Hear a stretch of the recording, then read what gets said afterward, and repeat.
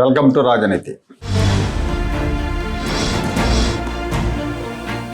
తన మైలేజ్ కోసం తెలంగాణ ముఖ్యమంత్రి రేవంత్ రెడ్డి చేసిన ప్రకటన ఆంధ్రప్రదేశ్లో అధికార కూటమిని, ముఖ్యమంత్రి చంద్రబాబు నాయుడు గారిని చిక్కుల్లో పడేసింది. తెలంగాణలో జల వివాదాల మీద అసెంబ్లీలో జరిగిన చర్చలో రేవంత్ రెడ్డి మాట్లాడుతూ కేసీఆర్ హయాంలో కృష్ణానది నీరు వాడుకోవడంలో నిర్లక్ష్యం చేశారు. పూర్తిగా కాన్సన్ట్రేషన్ అంతా గోదావరి మీద, కాళేశ్వరం మీద పెట్టారు. జోరాల దగ్గర నిర్మించాల్సిన పాలమూరు, రంగారెడ్డి ఎత్తిపోతలని శ్రీశైలానికి మార్చి మహబూబ్నగర్ జిల్లాకు నష్టం చేశారని రేవంత్ రెడ్డి చెప్తూ ఆయన ఒక మాట అన్నారు.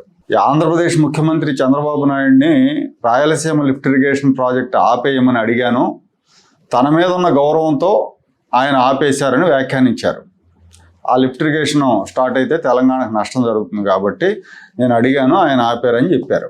సూటిగా చంద్రబాబు నాయుడు గారికి విజ్ఞప్తి చేసిన నేను, రాయలసీమ లిఫ్ట్ ఇరిగేషన్ మీరు ఆపితే మేము ఏదైనా విషయాల మీద చర్చకు వస్తాము, లేకపోతే మీతో చర్చించడానికి అవకాశం లేదు.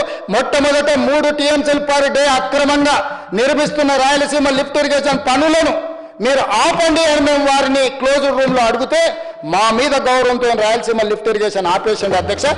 మేము అక్కడ రాయలసీమ లిఫ్ట్ను 3 TMCలు పర్ డే దోపిడీని ఆపిచ్చి చర్చల పేరు మీద ఈరోజు పాలమూరు, రంగారెడ్డి ఎత్తిపోతలకు అనుకూలంగా నిర్ణయాలు వచ్చి ఉమ్మడి రాష్ట్రంలో మా ప్రాజెక్టులకు మీరు ఎలాంటి అభ్యంతరాలు పెట్టకండి, మా కడుపు కొట్టకండి అని వాళ్ళ మీద ఒత్తిడి తీసుకొచ్చి ఈరోజు ఒక కొలికి పట్టుకొచ్చిన మాట. 2 రాష్ట్రాల మధ్య సహృద్భావ సంబంధాలు ఉండాలనే చంద్రబాబు ఈ నిర్ణయం తీసుకున్నారని రేవంత్ రెడ్డి చెప్తున్నారు.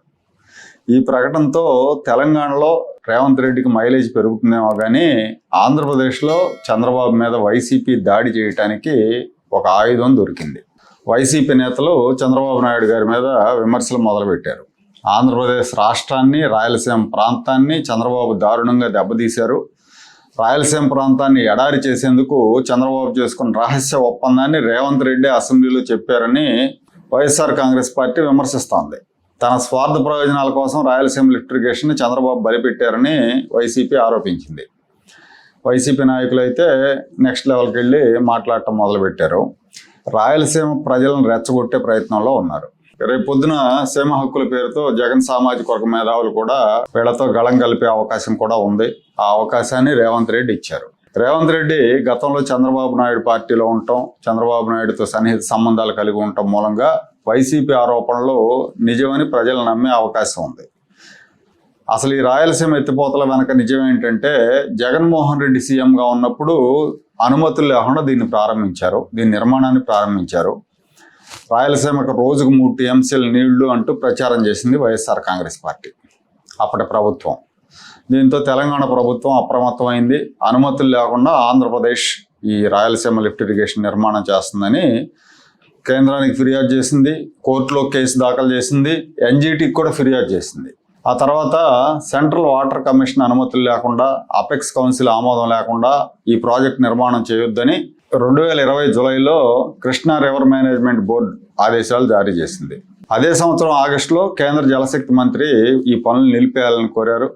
2020 అక్టోబర్లో దీనికి పర్యావరణ అనుమతులు లేవు, పనులు ఆపేయాలని NGT ఆదేశించింది.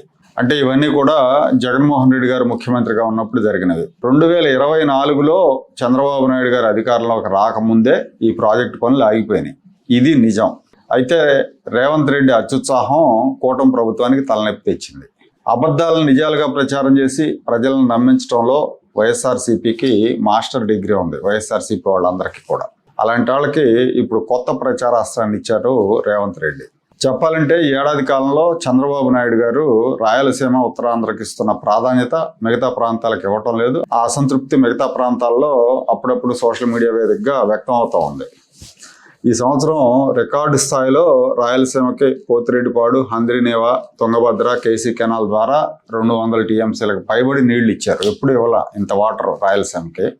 సరే, వర్షాలు ఉన్నాయి, నదుల్లో ప్రవాహాలు ఉన్నాయి, ఇచ్చారు.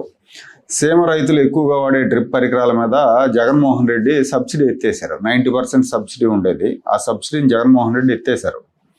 ఆ సబ్సిడీని చంద్రబాబు గారు ముఖ్యమంత్రి అయిన వెంటనే పునరుద్ధరించారు. దానివల్ల రైతులకు చాలా మేలు జరుగుతుంది, ఉద్యానవన రైతులకు ముఖ్యంగా. అలాగే పోలవరం, నల్లమల సాగర్ ప్రాజెక్టు, ఆ ప్రాజెక్ట్ నిర్మాణాన్ని ప్రతిపాదన దశలో ఉంది. అది కనుక సాకారం అయితే ప్రకాశం నెల్లూరు మెట్ట ప్రాంతాలకి, గుంటూరు ప్రకాశం నెల్లూరు మెట్ట ప్రాంతాలకి నీళ్లు ఇస్తూ సోమశిలకు గోదావరి నీళ్లు తీసుకెళ్ళచ్చు. సోమశిల, నెల్లూరు జిల్లాలో సోమశిల ప్రాజెక్టు వరకు గోదావరి వాటర్ తీసుకెళ్ళచ్చు. సాగర్ కుడికాలువ ఆయకట్టు, కృష్ణా డెల్టాకు కూడా గోదావరి నీళ్లు వాడే అవకాశం ఉంటుంది. సో ఆ మేరకు కుడికాలువ డెల్టాకి ఇచ్చే కృష్ణా వాటర్ని శ్రీశైలం నుంచి రాయలసీమకు మళ్లించవచ్చు. సో ఆ రకంగా రాయలసీమకి ఇంకా ఎక్కువ వాటర్ ఇవ్వచ్చు. నీటిపారుదల విషయంలోనే కాదు, పరిశ్రమల విషయంలో కూడా ఆయన రాయలసీమకు ప్రాధాన్యం ఇస్తున్నారు. ఓరవకల్లు, కొప్పర్తి పారిశ్రామిక కారిడార్లో పెట్టుబడులు వస్తున్నాయి. శ్రీ సిటీలో పెట్టుబడులు వస్తున్నాయి. తిరుపతి పరిసరాల్లో ఎలక్ట్రానిక్ జోన్లో ఎలక్ట్రానిక్ పరిశ్రమలు వస్తున్నాయి. జగన్మోహన్ రెడ్డి స్టార్ట్ చేశాడు యాక్చువల్లీ కొప్పర్తి పారిశ్రామిక వాడిని. జగన్మోహన్ రెడ్డి హయాంలో ఆయన సొంత జిల్లాలో పెట్టుకున్నాడు. చంద్రబాబు నాయుడు దాన్ని రద్దు చేయకుండా కొనసాగిస్తున్నారు. అదే జగన్మోహన్ రెడ్డి ముఖ్యమంత్రి అయితే కనుక చంద్రబాబు ఏదైనా పెడితే దాన్ని తీసేసి ఇంకో చోట ఏర్పాటు చేసేవాడు. కానీ నా పని చేయలేదు, అక్కడే కొనసాగిస్తున్నారు, దాన్ని డెవలప్ చేస్తున్నారు. అలాగే నెల్లూరు జిల్లాలో 2 మండలాలని తీసి తిరుపతి జిల్లాలో కలిపి రాయలసీమకు సముద్ర తీరాన్ని ఇచ్చారు. అక్కడే ఒక భారీ ఓడరేవు నిర్మించే ప్రయత్నాలు కూడా చేస్తున్నారు. ఇంత చేస్తున్నా కూడా వైసీపీ విమర్శలు చేస్తూనే ఉంటుంది. ప్రజలు, ముఖ్యంగా రాయలసీమ ప్రజలు దీన్ని అర్థం చేసుకోవాలి. ఈ రాయలసీమ ఎత్తిపోతల విషయంలో చంద్రబాబు ప్రమేయం ఏం లేదు. ఆయన అధికారంలో రాకముందే కేంద్రం పనులు నిలిపేసింది. రాష్ట్రం విడిపోయి పుష్కరకాలం దాటిపోతున్నా చంద్రబాబు నాయుడు కేంద్రంగా చేసుకుని రాజకీయాలు నడపడం తెలంగాణలో రాజకీయ నాయకులకు అలవాటైపోయింది.